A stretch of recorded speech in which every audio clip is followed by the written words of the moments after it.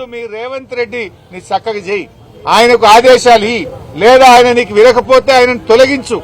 ఇలా అర్థమైతుంది, రేవంత్ రెడ్డి ఫ్రస్ట్రేషన్ కూడా అర్థమైతుంది. ఢిల్లీకి పోతే రాహుల్ గాంధీ అపాయింట్మెంట్ దొరకలేదు. ఈ మధ్య 5 ట్రిప్పులు 6 ట్రిప్పులు కొట్టినా ఢిల్లీలో రాహుల్ గాంధీ అపాయింట్మెంట్ దొరకలేదు. ఎవడు కుర్చీ గుంజుకుంటాడో అనేటువంటి ఫ్రస్ట్రేషన్ లో ఉంది. మంత్రులు ఎవరు ఆయన మాటింటున్నటువంటి పరిస్థితి లేదు. అంతా ఆగమాగం. ఆ ఫ్రస్ట్రేషన్ లో ఒక సాడిస్టిక్ ప్రెషర్ లో ఇవాళ పాలన కొనసాగిస్తున్నాడు. ఆయన ప్రజలకు ప్రభుత్వం పాలన మీద దృష్టి లేదు. ఎంతసేపు ఎక్కడ డబ్బులు సంపాదించాలి, ఎక్కడ ప్రతిపక్షాల మీద అక్రమ కేసులు పెట్టాలి, ఎక్కడ ప్రతిపక్షాలను వేధించాలి, దీని మీద ఇవాళ రేవంత్ రెడ్డి గారు పనిచేస్తున్నారు తప్ప అసలు పాలన ఇవాళ గాలికి వదిలేసిండ్రు. నీ ఏడాది పాలనలో ఏ వర్గం బాగుపడ్డది రేవంత్ రెడ్డి గారు? మహిళలకు నువ్వేమన్నా చేసినవా? మహిళలకు 1,00,000 కోట్ల వడ్డీలను రుణమన్నావు, అది బోగస్.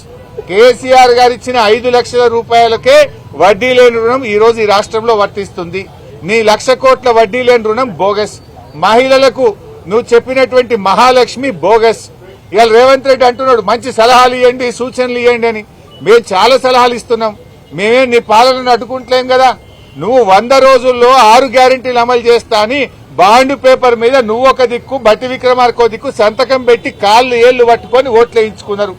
100 రోజులు కాదు, నీ పాలనకు 365 రోజులైంది. నీ 6 గ్యారెంటీలు అమలు చేయమని అడుగుతున్నాం. ఇది తప్ప? నువ్వు రైతులకు వరంగల్లో డిక్లరేషన్ ఇచ్చి 9 హామీలు రైతు డిక్లరేషన్ లో వరంగల్లో చెప్పావు. 9 హామీల్లో ఒక్క హామీ అమలు కాలేదు, అది అమలు చేయమని చెప్పాం. ఇది తప్ప? ఇది సూచన కాదా? మేమేమంటున్నాం, నువ్వు చెప్పిన 15,000 రైతు బంధు ఈ రేవంత్ రెడ్డి, నువ్వు 2 సార్లు కాదు 3 సార్లు రైతు బంధు ఇవ్వమని ఆ రోజు కేసీఆర్ ని అడిగినావు. 3 సార్లు రైతు బంధు రేవంత్ రెడ్డి అన్నాం. ఇదేమైనా నిన్ను అడ్డుకుంటున్నామా? నువ్వు అడిగిన మాటలే నీకు యాడ్ చేస్తున్నాం, నువ్వు చెప్పిన మాటలే నీకు గుర్తు చేస్తున్నాం. అవ్వా తాతలకు 4,000 పింఛన్ ఇస్తా, ఇందిరమ్మ రాజ్యం వస్తుంది అన్నావు. 4,000 పింఛన్ ఎప్పుడు ఇస్తావు రేవంత్ రెడ్డి గారు అని నేను గుర్తు చేస్తా ఉన్నాం. ఇది తప్ప?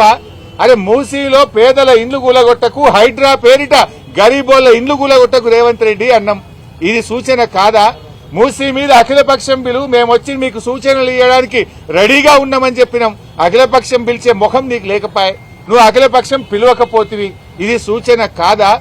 సూచనలు తీసుకునే సోయి నీకు లేదు, ఆ విజ్ఞత నీకు లేదు. ముఖ్యమంత్రిగా నువ్వు బిహేవ్ చేయడం లేదు. ఒక గల్లీ నాయకుల్లాగా, ఒక ముఠా నాయకుల్లాగా, ఒక ఫ్రాక్షనిస్ట్ లాగా, ఒక కక్షతో పగతో ప్రతిపక్షాల మీద నువ్వు వ్యవహరిస్తా ఉన్నావు. కాంగ్రెస్ ఇలా ఏమైంది? చట్టం కాంగ్రెస్ పార్టీ చుట్టమైపోయింది రాష్ట్రంలో. చట్టాన్ని విచ్చలవిడిగా నీ యొక్క దానికోసం వాడుకుంటున్నావు. ఇవాళ మమ్మల్ని పోలీస్ స్టేషన్ తెచ్చినావు. ఇక్కడ బాధ కానిస్టేబుల్ గాని ఇక్కడ అందరూ బాధపడుతున్నారు. ఏమంటున్నారు హోంగార్డులు? నేను అధికారంలో వస్తే 3 నెలల్లో హోంగార్డులను పర్మనెంట్ చేస్తా, రెగ్యులరైజ్ చేస్తా అన్నావు. సార్ हमारे तरफ पलट के भी नहीं देख रहा रेवंत रेड्डी. जब तो बोला 3 महीने में रेगुलराइज करते बोल के बोला, लेकिन हमारे तरफ पलट के भी नहीं देख रहा రేవంత్ రెడ్డి అని హోంగార్డులు వాపోతా ఉన్నారు. మా కానిస్టేబుళ్లకు రావాల్సిన 4 సరెండర్ లీవ్ పైసలు పెండింగ్ లో ఉన్నాయి. అంటే ఒక్కొక్క సరెండర్ లీవ్ అంటే 30,000 40,000 వస్తే పిల్లల ఫీజులు కట్టుకుంటాం సార్. ఎవరికి చెప్పుకోవాలని అర్థమైతలేదు. 4 సరెండర్ లీవులు పెండింగ్లు ఉన్నాయని మా కానిస్టేబుళ్లు బాధపడుతున్నారు. ఇవాళ పోలీసులకు రావాల్సిన టీఏ ట్రావెలింగ్ అలవెన్స్ కేసీఆర్ గారు 15 రోజులు ఇస్తే నువ్వు 7 రోజులకు తగ్గించినావు. ఆ టీఏ పైసలు కూడా 7 నెలల నుంచి టీఏ పైసలు వస్తలేవు సార్, మా కిస్తీలు కట్టుకోలేకపోతున్నాం, ఈఎంఐలు కట్టుకోలేకపోతున్నామని పోలీస్ కానిస్టేబుళ్లు, పోలీస్ సిబ్బంది బాధపడుతున్నారు. కేసీఆర్ గారు ఉండగా పోలీస్ స్టేషన్ కు 75,000 రూపాయలు నెల నెలా ఇచ్చిండు. స్టేషన్ అలవెన్స్ ఇస్తే నువ్వు వచ్చినాక స్టేషన్ అలవెన్స్ బంద్ అయింది. కాగితాలకు ప్రింటర్లకు కూడా గోస ఉన్నది. సీసీ కెమెరాలు పనిచేయకపోతే రిపేర్ చేసే దిక్కు లేదని పోలీసు వాళ్ళు బాధపడుతున్నారు. ఎవరిని ఉద్ధరించినావు నువ్వు? పోలీస్ స్టేషన్ కు వస్తే కూడా ప్రజలు ప్రతిపక్షానికి బాధలు చెప్పుకునే పరిస్థితి వచ్చింది. రైతుల దగ్గరికి పోతే మద్దతు ధర లేదు, పత్తిని మద్దతు ధరకు కొనే దిక్కు లేదు. నువ్వు చెప్పిన బోనస్ రాదు, రైతు రుణమాఫీ రాదు, రైతు బంధు పడకపాయే. అవ్వా తాతలకు 2 నెలల పింఛన్ ఎగ్గొట్టివి. కష్టాలు తప్ప నీ పాలనలో చేసిందేంది? అసలు నువ్వు ఎప్పుడన్నా ఒక్కరోజన్నా శాసనసభలో మమ్మల్ని మాట్లాడించినవా? ఇవాళ ఒక మంచి సూచనలు ఇస్తామంటే వినే ఓపిక ఉన్నదా? నేను రేవంత్ రెడ్డిని అడుగుతున్నా, నువ్వు ఏడాదిగా ఎన్నో ఉపన్యాసాలు చేసినావు. ఏ ఉపన్యాసంలోనైనా కేసీఆర్ పేరెత్తకుండా నువ్వు స్పీచ్ ఇచ్చినావే? ఒక ముఖ్యమంత్రిగా ప్రజల గురించో ఒక పాలసీ గురించో ఒక అభివృద్ధి గురించో ఎప్పుడన్నా మాట్లాడినావా? నువ్వు నోరెత్తితే పేగులు మెడలేసుక తిరుగుతా, గోటీలాడతా, లాగులో తొండలు జొరగొడతా, పిచ్చి బూతులు తప్పైన ఒక చక్కటి మాట మాట్లాడినావా? కేసీఆర్ పేరెత్తకుండా నువ్వేనా ఉపన్యాసం ఇచ్చినావా? నీ నిద్రల కలల కూడా నీ కేసీఆర్ కనబడుతున్నాడు. నువ్వు ఒక ముఖ్యమంత్రిగా మర్యాదగా మాట్లాడితే, పాలసీ గురించి మాట్లాడితే, నువ్వు పద్ధతిగా వ్యవహరిస్తే ప్రతిపక్షంగా మేము నిర్మాణాత్మక పాత్ర పోషిస్తాం. ఇవాళ మా కౌశిక్ రెడ్డి గారిని ఎందుకు అరెస్ట్ చేసినావు? ఉదయం 9 గంటలకు మమ్మల్ని అరెస్ట్ చేశారు. ఇప్పుడు రాత్రి 9 అవుతుంది. 12 గంటలు మమ్మల్ని ఇవాళ పోలీస్ స్టేషన్ లో పెట్టారు.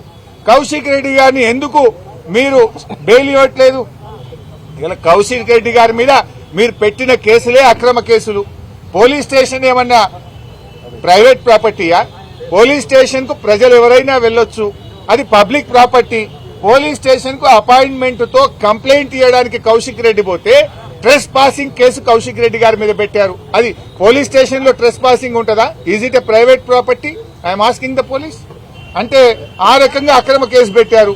ఉదయం ఇంట్లో చెరబడి తలుపులు పగలగొట్టి కుటుంబ సభ్యులను కూడా భయభ్రాంతులకు గురి చేసి మా కౌశిక్ రెడ్డి గారిని అరెస్ట్ చేశారు. మరి కౌశిక్ రెడ్డిని అరెస్ట్ చేస్తే 12 గంటల నుంచి ఎందుకు బెయిల్ ఇవ్వరు? మెజిస్ట్రేట్ గారి ముందు ప్రొడ్యూస్ చేయరు? అంటే అర్ధరాత్రి దొంగరాత్రి తీసుకుపోతారు.